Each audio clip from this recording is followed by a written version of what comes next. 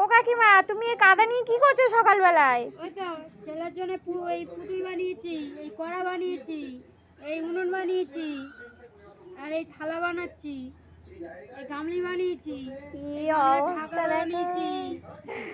সকালবেলাইতে কাদা নিয়ে বসে পড়েছে বাচ্চাদের মতো। কি করবো, কাঁদছে। এই বাবু, দেখ তুই দেখ, দিদি কত সুন্দর খেলনা বানিয়েছে, দেখ তোর জন্য। দেখ বাসন বানিয়েছে, দেখ কড়া বানিয়েছে, পুতুল, আর ওইটা কি? কোনটা? ওইটা ওই বানাচ্ছ থ্যাবড়া মতো। এটা থেবড়ে যাচ্ছে, এটা থালা বানিয়েছি। থালা বানিয়েছে, গামলি, এটা কি? এটা গামলার ঢাকনা। বাবু তোর পছন্দ হয়েছে? হ্যাঁ বলেছে। দারুণ হয়েছে হাঁড়িটাও। আর এখানে বানাচ্ছে দিদা নাথকুড়ির জন্য।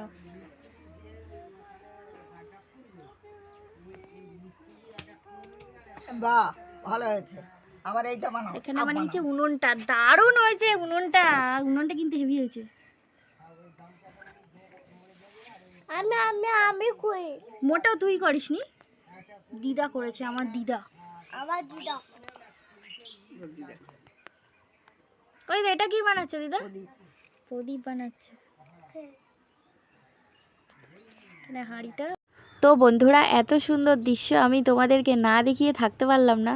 তো সকালবেলায় কিন্তু শাশুড়ি, বৌমা আর মেয়ে মিলে, তিনজনে মিলে মাটির বাসন বানাতে বসে গেছে। কার জন্য জানো? আমার ছেলের জন্য। আর মনে পড়ে গেল নাকি সেই ছোট্টবেলার কথা। এরকমভাবেই আমরা খেলতাম। কেউ বানিয়ে দিত গরু, মোষ, তারপরে আবার শাঁখ বানিয়ে দিত, কেউ মাটির সব খেলনা বানিয়ে দিত। এইভাবে কিন্তু আমরাও খেলতাম ছোটোবেলায়, যেভাবে এখন আমাদের বাচ্চারা খেলছে।